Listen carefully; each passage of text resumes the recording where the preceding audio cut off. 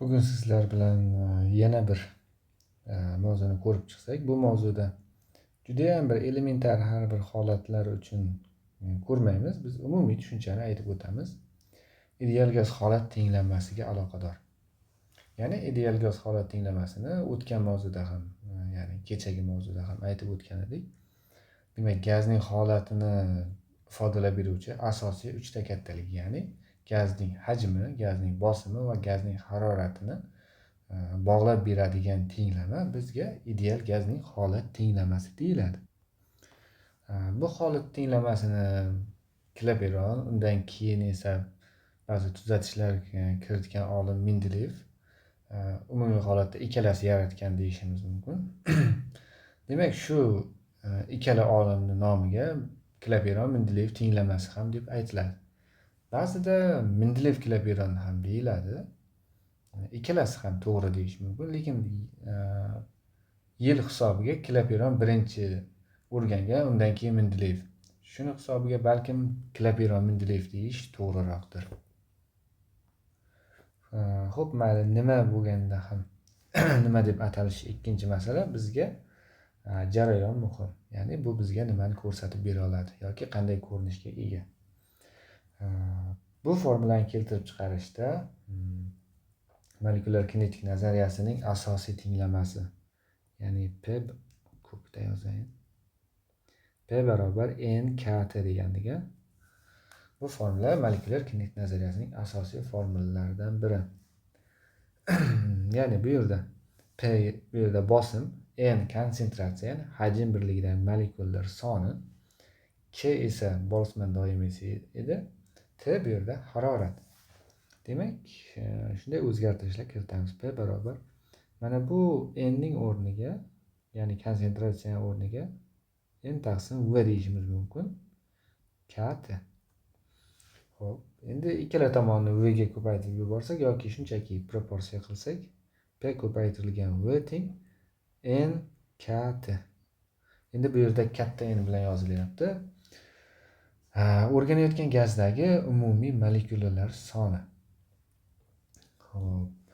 Endi bu molekulyar har doim molekulyar soni berilmaydi. Bizga ana shu gazning qancha massada ekanligi yoki gazning turi berilgan bo'lsa, qanday o'zgartirishlar kiritishimiz mumkin. Biz bilamizki, modda miqdori bir tarafdan N taqsim N Avogadro, ikkinchi tomonda esa M taqsim molyar massa edi. Xuddi shu yerda N ni topib oladigan bo'lsak, M taqsim molyar massa ko'paytirilgan N Avogadro. Shu qiymatni bu yoqqa qo'yib yuboramiz. Shunda PV teng M taqsim molyar massa N Avogadro ko'paytirilgan KT. Xo'sh, bu yerda ikkita doimiy paydo bo'lib qolyapti. Boltzmann doimiysi ham o'zgarmas bitta kattalik va Avogadro soni ham.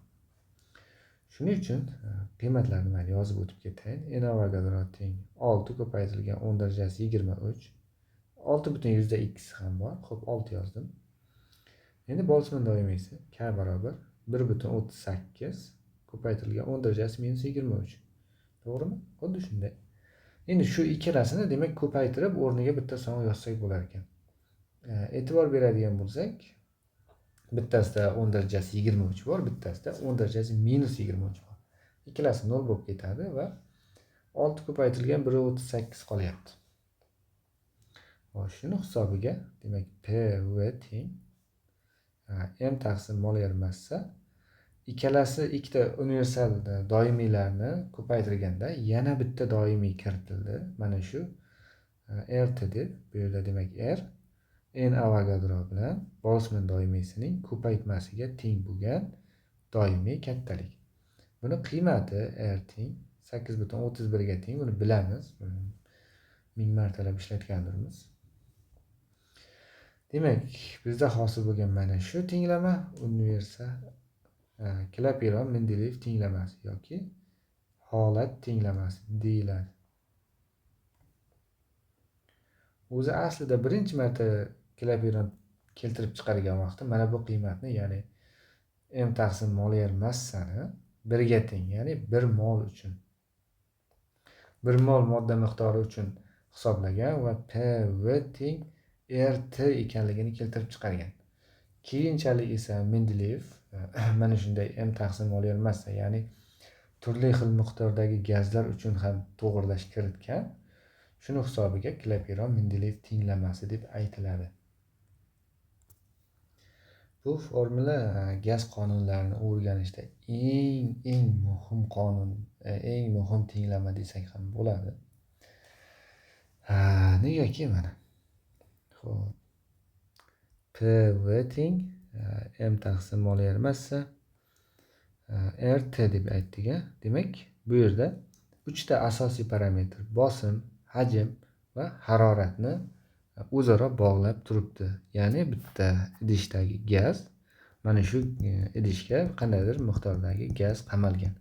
Bu idishni hajmini yoki gaz idish ichidagi bosimni yoki buni qizdirishimiz mumkin. Har xil holatlarga kiritib ko'rganimizda buning bosimi, hajmi va harorati o'zaro bir-biriga qanday nisbatda o'zgaryapti, ana shu narsani ko'rsatib bera oladi.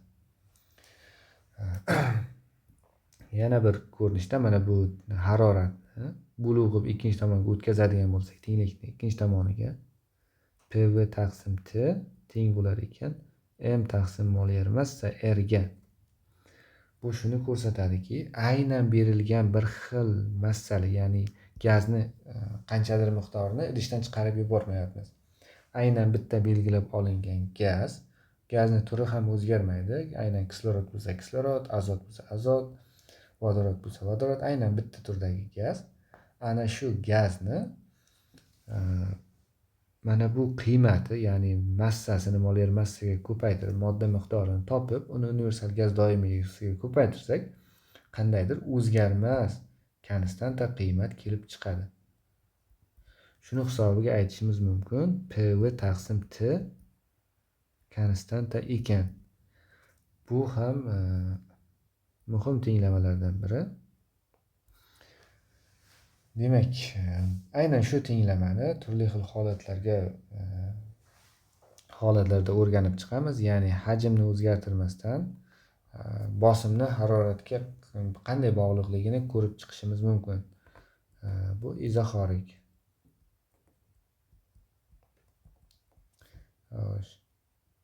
P konstanta holatni, ya'ni bosimni o'zgartirmasdan hajm va harorat qanday o'zgarayotganligini ko'rib chiqishimiz mumkin.